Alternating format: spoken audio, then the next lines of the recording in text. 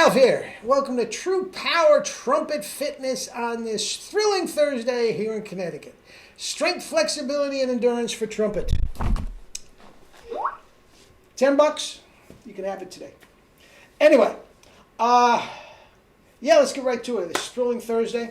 You saw the thumbnail. Mel Broiles Me. Guys, yesterday was Vacchiano and me. Mel Broiles Me. Tomorrow's going to be Johnny Ware and me.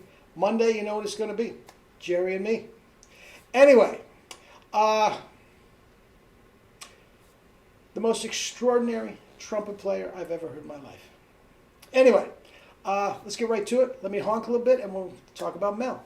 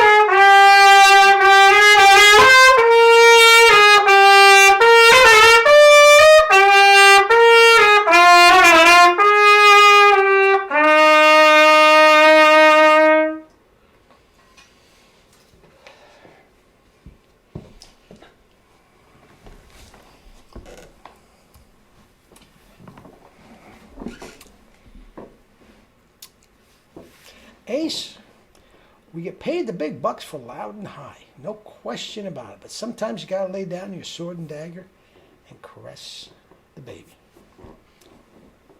Anyway, I was having a discussion via comments and emails and everything with Joe Triscari. Am I pronouncing it right, Joe? About the golden age of brass. Okay? And there are some great players today. There's no question about it, but they don't hold a candle, in my humble opinion, and Joe agrees with me. Now, he had even a more first-hand approach to his uncles and, John Ordino and all that sort of stuff. West Coast stuff. I was more East Coast-centric. And, again, this was before social media. So, unless you saw Doc on the Tonight Show, what was going on the West Coast was all myth, legend, lore, whatever. But I'll tell you what, the creme de la creme of that bunch, no question about it, in my humble opinion, was Mel Broiles. Now, every one of us out there has taken trumpet lessons at some point in their life, okay? And there is such a bond. And I'm not going to try to pinpoint it. There's such a bond between a trumpet teacher and a student. It's such a personal thing. Your trumpet, especially if you make it your profession, is part of your life that is so personal. And you just get this hero worship with a trumpet teacher, especially in your formative years, that is helping you through these trying times. And there's no question. Mel Broiles was my hero worship. And what I'm about to say, I'm sure it is jaded a little bit by that hero worship. But I got to say, guys, I have studied trumpet pretty much my entire life. I started when I was 12 years old, wearing out those Doc Severinsen records and all that sort of stuff. And, how many years later, I'm still at it. And I try to keep things at a distance and try to, evaluate them from a different perspective. And maybe I'm not doing that very well with Mel. But that was the most extraordinary trumpet playing I've ever heard in my life. Now, There's not, I'm going to leave the link that I love so much down below. There's not much about him. There's not very, very little on the YouTube about his playing because he was down in the pit the whole time. So unless you want to sit there with a score and 4 hours later in Wagner you find out, listen to all these licks, you're not going to hear him that much. So those little things that I put there are just absolutely precious. But you can hear what I am just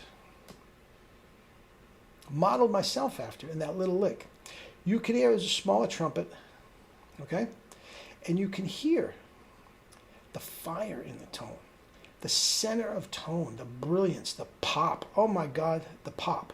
But at the same time, the finesse and the little nuances he took at his own bequest of how he turned that phrase and everything. Every single thing he played turned into concerto. He came to us via the Midwest, very, very wealthy. I think his parents owned a steel mill. They were in that business.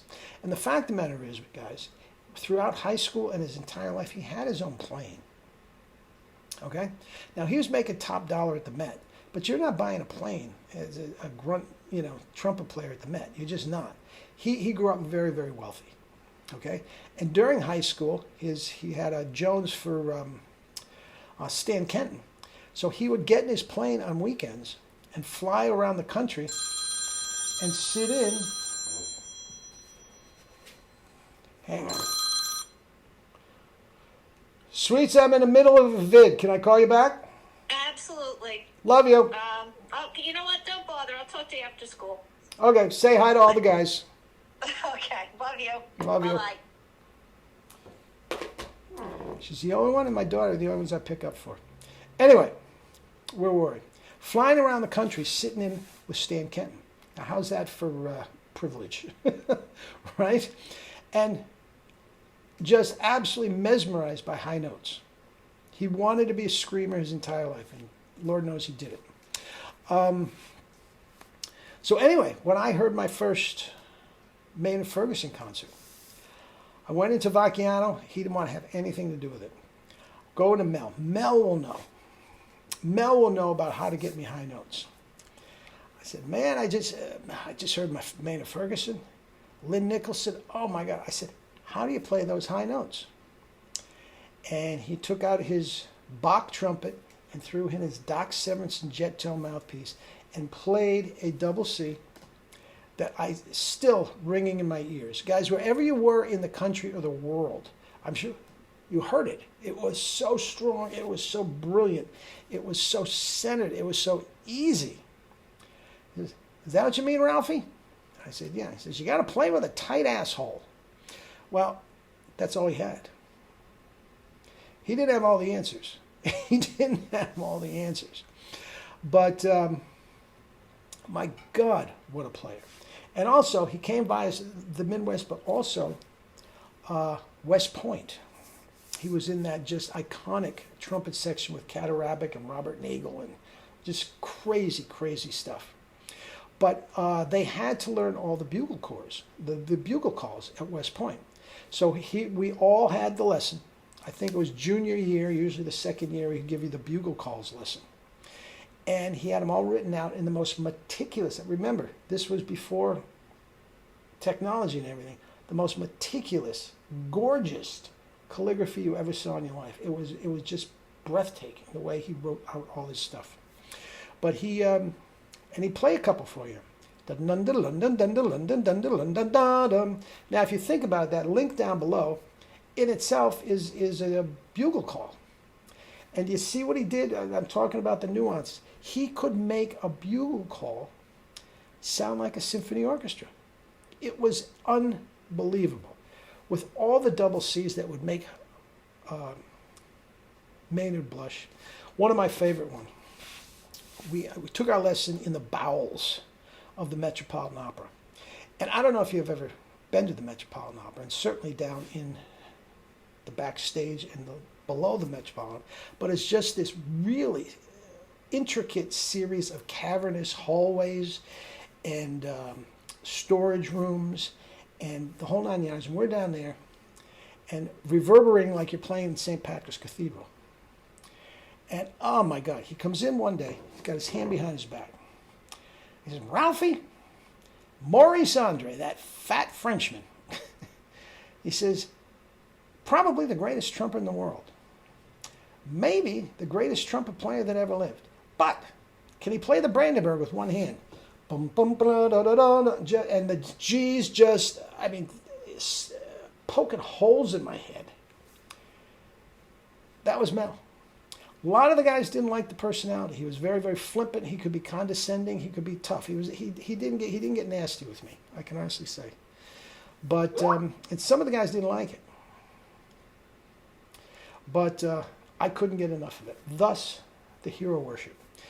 And to my way of thinking, and guys, every single thing you hear, all of us have a sound in our head that comes from one singular thing that we heard or a conglomeration of many different things that we want to sound like. And we strive to get that sound. That, Mel Broiles, that is what I want to sound like. And it's not very popular today. It's not very popular. It's very strong. It's very bombastic, which we don't play that way. That's okay. I don't care. That is what is in my mind. And to play any other way, I can't do it. So Mel, all those Melisms that I drop all over the place, God bless you. You, Vacchiano, John Ware, and Jerry Khaled. How lucky am I? How lucky am I? Anyway, eat and drink your fruits and veggies and live your life with true power. Love you all.